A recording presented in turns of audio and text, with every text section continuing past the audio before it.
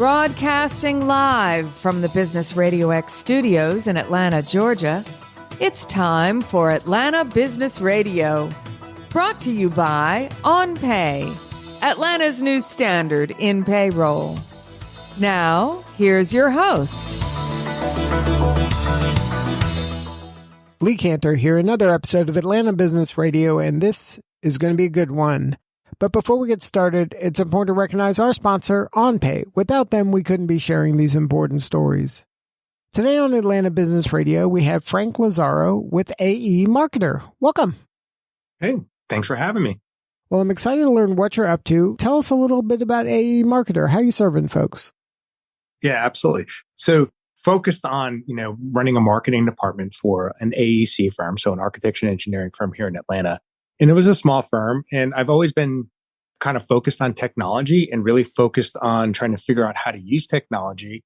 And so when AI started coming out about 2 years ago, about a year and a half ago, I started leaning into that to kind of figure out how do I supplement and augment a small marketing team to kind of operate like a big marketing team. And it just kind of evolved into there's got to be other businesses and other small marketing departments that could benefit from this.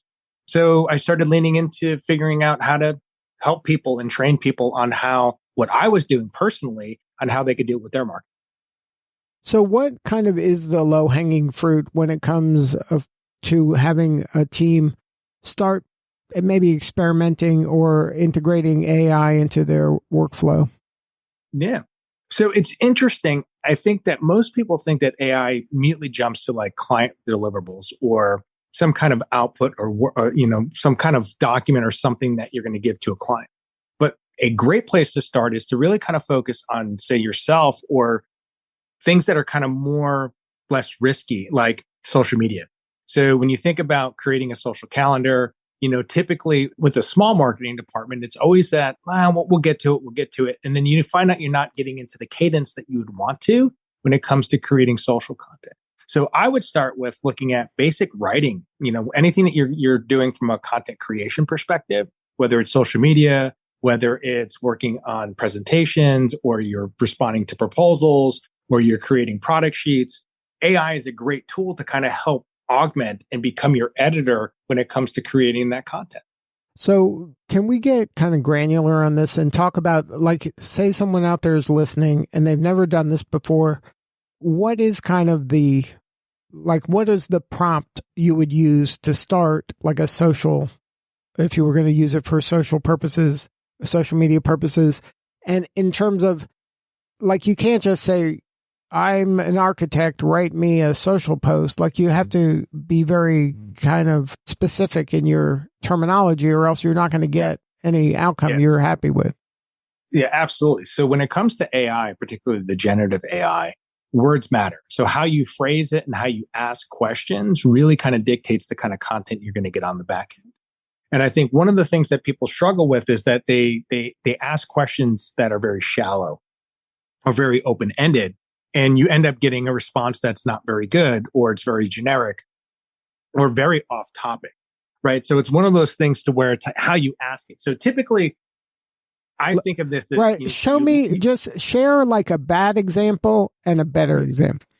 Yeah, absolutely. I think one of those things when you think a bad example would be is write me a social media post for my company, and you can put in your company information. Or my industry or something like that. And not a lot of detail. When I think about writing a good prompt is I always start off with a persona, like, hey, I am. You are an expert social media creator. I am a product manager. I am writing or wanting to write content for my social media calendar. And it needs to be on this topic, this industry. These are my clients. This is who I'm targeting. This is all the details about my product. And so you think about that layered. Typically when I'm asking it and writing content, my prompts are usually, a paragraph or so long. They're not one sentence. It's not as simple as you think it would be. It's very much all the detail that you can provide around the product, the services, what you do, who you're targeting, what you want the AI to act like is really going to dictate how well the content gets created. Now, I think that information is probably news to a lot of novices that are playing with AI. Because the way that AI, to me, is being at least talked about, it's just like a person. It's your assistant. You just ask it. You have to be super granular and specific if you want an output that's anywhere useful for you specifically. Otherwise, it's like you said, it's too general. And it's kind of meaningless. Right. So the way I like to frame it up, or the analogy I like to use, is think of this as, say you had an intern that was starting next week, summer intern. And you went up to that intern and said, I need you to go write some social media posts, and then walked away from the intern. What kind of social media post do you think that you would get? Not very good ones, or things that were very off topic or not on brand or something. But if you went back to that same intern and said, hey, I need you to write some social media posts. Here's our social media calendar. Here's our content and topics. Here's everything that we've ever done on social media. Here's our brand guidelines. Here's our brand voice. This is what I want you to write on. You gave all those details. What kind of output do you think that you would get from that intern? Probably something that was a lot better. So when I think about AI, I think of it as I'm speaking with a human being. And it's a human being that's very, very smart, but not knowledgeable enough about you. So you have to give it all that context and information for it to utilize those smarts. So I treat it like an intern. I treat it as if it's a human being, and I give it instructions as if I'm explaining it to somebody that doesn't know what they're doing, but they're super smart and can figure it out. Now, when you're doing that, can you send it to the website or go to look up information about my company so that they have some more context, more than what you're saying in the prompt? Yeah, there's a couple ways to do that. And honestly, it really depends on which tool you're using. So I'm going to use ChatGPT. That's kind of like the big elephant in the room that everyone knows about. If you're on the free version, you're basically going to have to cut and paste in information about it. So if you have a company profile, a product sheet, or something, you can kind of cut and paste it into it and say, use this information to generate the content you're going to create. If you're using the paid version of that, you can actually just use the attachment feature and add those attachments to it. So there's a couple ways that you do that. And that's typically what you call like training the AI or prompt priming, meaning that I'm giving it all this additional context before it actually starts to create content. So therefore, it's going to give me a better response. So if I went in there and I gave it the company profile, I gave it all my product sheets, I gave it my ideal customer profiles, I gave it my branding guides, and I gave it all this information, and also gave it some previously written content. This is all my social media that I've posted in the last month. It's going to use all of that information then to generate a better response for you. So then it's actually more on brand and it's more on your brand voice. And so it does that. But if you just generically ask it, it's just going to make it generic. It's going to sound like it's any company that's doing the same thing that you're doing. Now, do you have to input all that data every time you use it, or does it remember, oh, this is Frank from last time. I don't have to get all of his info anymore. I already know it. Yeah. So again, it goes back to depending on which version you're using. If you're on the paid version, you have the option to kind of save that stuff. And you can create what they call a My GPT, which is something that you can basically just continue to repeat it without actually having to retrain it. If you're on the free version, it's something that you have to do each time. So there's pros and cons to when you pay for it and you don't pay for it. In this particular instance, if you're wanting to do that, paying for it, the $20 a month, whatever it is, it's very beneficial. I'll give you a great example. So everything that I've ever written, both my books, all my social media, all the articles, everything that I've ever written, I've actually have it stored in a chat GPT, my GPT. And I use that to create my own social media. So it knows my writing style. It knows everything that I've written before. It reads my books. It has my bio. It has everything. And so then when it goes to create the content for me, it actually sounds more like me than just some generic individual that's doing the same exact thing. So you, do you have the paid or the free? So you have the paid? I do the paid, correct. Yeah. And then, and the paid, it's not like it's like $1 million. Like it's like $20 a month, right? $240 a year. Right. So it's very affordable for pretty much any business person. So, and if you weren't going to go that way, could you just put all your stuff in a file and then just attach that file each time? Mm-hmm. Yeah, absolutely. That is honestly how I started doing it. and wasn't paying for it at first. But there's other tools that are similar to MyGPT or the ChatGPT. So Claude.ai, Perplexity is another one. All of them allow you to do attachments without paying for it. So they do have free versions with attachments. So, and they all operate the same exact way. So the way you prompt it and the way you ask it and the way you interact with it is exactly the same regardless of the tool that you're using. But each tool has its own feature set. So my recommendation to most people is that use more than one. Some of them are free. Try them out. See which one works better for you. I find that ChatGPT works better for me versus Microsoft Copilot. So I tend to lean into ChatGPT, but they all operate in the same way. Now, in some of them, I noticed will tell you the places it went to get the information, and some places don't do that. Yep.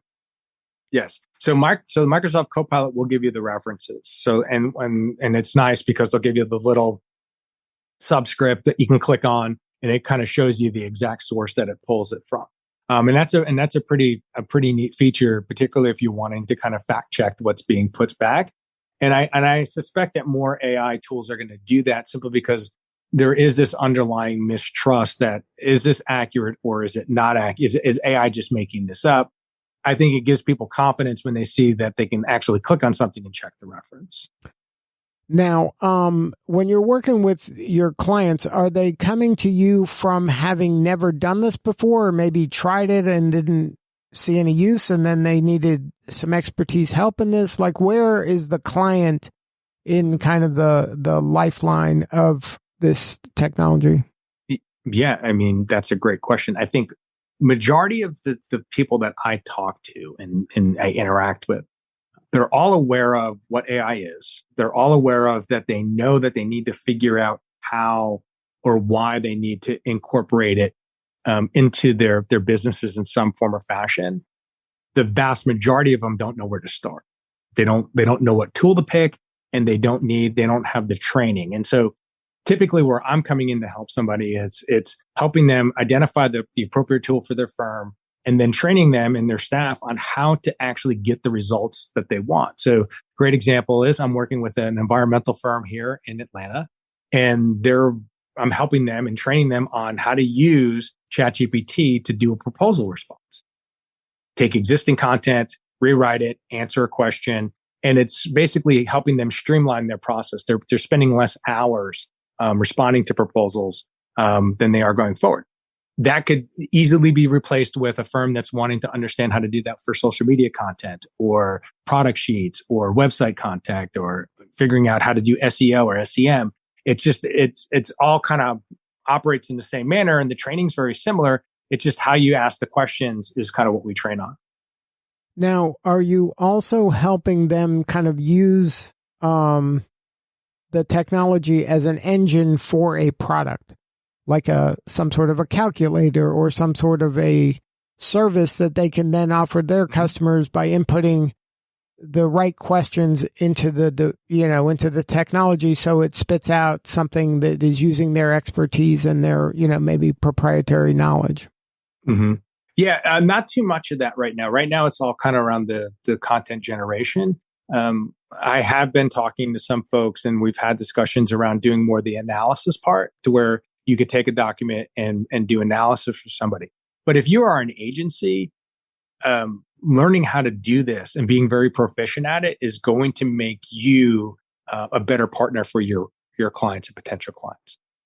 Because in some instances, there are companies that don't want kind of have to figure that out, and they just want to continue to outsource that. So if you're looking at how do I expand services as a consulting or an agency partner, learning AI could be a very effective way to offer a service to your clients to be able to do those things. Yes, I can analyze your proposals or your RFPs for you. And so there are ways to do that. Now, interestingly enough, the way you kind of framed up that question, it is like, as a firm, could I utilize this to create client deliverables or create a service for my clients? And the question is absolutely yes. But it kind of opens up the doors to more possible revenue streams for a client, but it also requires them to kind of lean in even further in this technology that they're not all that familiar with right now. Oh, absolutely. And I think one of the things that I try to emphasize to pretty much every time I speak or every time I'm presenting, I always try to emphasize the fact that it's going to be everywhere and in everything. That's just the way AI is trending. And you think about that from a Microsoft perspective. If you're on Windows 11, it's already in the operating system. It's already built into the Microsoft Edge browser. It's available online. If you do the paid version of the Microsoft Copilot, it's in Word and PowerPoint and Excel and Outlook and Teams. So it's going to be everywhere. So the question is that you can't put your head in the sand and think that it's not going to impact you in some form or fashion. The question is then you have to think about, what do I really want to accomplish with this, with the goals? Is it client deliverables? Is it to generate content? Is it to be more efficient? And then you need to figure out whether or not I'm insourcing this or outsourcing this. And I think there's going to be a hybrid of that. I think you have to educate and train and create AI policies for your company so that you know how and why you want to use AI. And then you just need to figure out whether or not I'm partnering with somebody or I'm going to build this competency in-house. So where are we at in the AI kind of life cycle? Are we in the first quarter? Or are we in the 2-minute warning? Like, where are we at now? we're at the kickoff of the game. So the way I frame this up to people is like 85 to 95% of what you hear about AI doesn't really exist. And a lot of it is it's all conceptual. Yes, it can do all these fabulous things. In reality, is like what AI can really do for most firms today is around the generative AI or to create content, which is really just a small fraction of what the potential is for this technology. So what you're going to find but again, it has been moving so fast and things are moving so quickly that within a year, we're going to be in a much different place than we were a year ago. I was telling someone this the other day that I just started presenting on AI in March of last year. So I'm not even 13 months into talking about this. And the technology has evolved so rapidly and so aggressively that things just change daily. And so the way I see this is that we're just starting the race, and it's going to be a fun race, and there's a lot of fun things that are coming, and you can see the potential of all these great things. But the reality is of what you can do with it today is basically minimal around content creation. Right. It feels to me like, and it's weird because there's so much fear and apprehension because it's new and it's just, and it's improving so dramatically, like you mentioned, that combination of new, disruptive, and then this kind of it's kind of amazing how quickly it's learning and the things that it can do from, 1 month to the next. It's insane from a consumer standpoint. But when I was a kid, I remember when calculators were a thing, people were like, you can't have calculators. How can a kid have a calculator? Like, that would be crazy to give them access to that. Like, it feels like we're at this kind of stage that this is going to be transformative, and people's first move is kind of fear.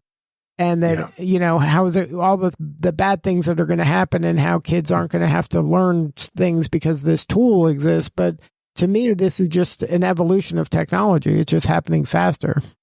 Oh, absolutely. And so, I have 2 college-age boys, and, my one son is, taking statistics. He's not very math inclined, and he struggles with some of the concepts. And I told him, I said, well, use ChatGPT to kind of help you understand the concepts. So the thing is around the fear piece for me, when it comes to that, it's not replacing that knowledge to him. He's using it as basically a virtual tutor, being able to ask it questions. I don't understand this concept, right? I don't understand R value or whatever the statistical thing that he's struggling with. And instead of having to go find a human being as a tutor and go somewhere and sit in a library and have someone try to explain it to him, he's using it as a virtual tutor. So I think the fear is unfounded that, go back to the example of the calculator, it's not going to replace your math skills if you use it in the more appropriate kind of way. Yes. Will people use it to write papers, to not do the work? Absolutely. But those individuals, I think, are going to be smaller compared to the people that would embrace it, say, listen, it's not replacing that knowledge. It's helping me kind of understand it. And you can translate that to the business world. If you're in a smaller marketing department and you can't have enough staff to hire a digital marketer, but you don't have the competency as a digital marketer, you could use the AI to help you learn about those concepts faster. You can go in and say, I'm trying to run a paid search campaign. I'm not very knowledgeable about this. Help me do keyword research. And the AI can do that. It could do that today. It can help you call to actions and all the things that you wouldn't understand around the digital marketing aspect. It can help you upskill yourself in terms of not replacing the digital marketer, but making you a digital marketer by giving you the knowledge, the education, and the tools to be able to do that so that you understand the concepts better. Now, you mentioned a lot of your works in AEC. Is the architecture, engineering, construction industry kind of leading in this area? Are they laggards? Where are they in terms of their adoption to AI? Yeah, so part of it is they tend to be laggards when it comes to the adoption of technology as a whole. The reason the AEC space is really prime for this is that they tend to produce a lot of reports and documents. So you think about an environmental firm, everything is a report. Because they're producing those kinds of reports, the AI right now for them is something that they can really capitalize on. The other industry that I focus on is the financial services space. When you think about financial advisor, you think about creating financial wellness content. They're responding to proposals. They act very similarly to the AEC space. So any industry that is doing that, responding to proposals, creating content, product sheets, whether I look at it as professional service firms. So it could be an accounting firm, a law firm, an IT MSP. It could be an AEC firm. All of them are all operating in the same manner at a fundamental level. And AI is really ripe for those industries. So what's the pain that your prospective client is having right now that AE Marketer is the solution? Yeah. So the pain is really around when they think about creating their content, they're spending a lot of hours doing that. And so from their perspective, you think of professional services firm, which is basically what an AE or an AEC firm would be, or the professional service firms, is that if you're not working on billable work, that's just overhead. So how do I reduce that? How do I make myself more billable? Well, you use AI to free your time up on all of the things that you need to do that are not billable. So creating social media posts is not billable. Responding to a proposal is not billable. Creating content is not billable. But if I could reduce that by 10, 15, 20% of my time, I can get back to billable work, which is actually my revenue generation. So if somebody wants to learn more, have a more substantive conversation with you or somebody on your team, what's the coordinates? Yeah, absolutely. You can go to franklazaro.ai and you can see everything on my website, or you can do a quick search on LinkedIn, and I'm available there as well. And that's FRANKLAZARO.ai. Correct. Well, Frank, thank you so much for sharing your story today. You're doing such important work, and we appreciate you. Oh, well, thank you for having me on. All right, this is Lee Cantor. We'll see you all next time on Atlanta Business Radio.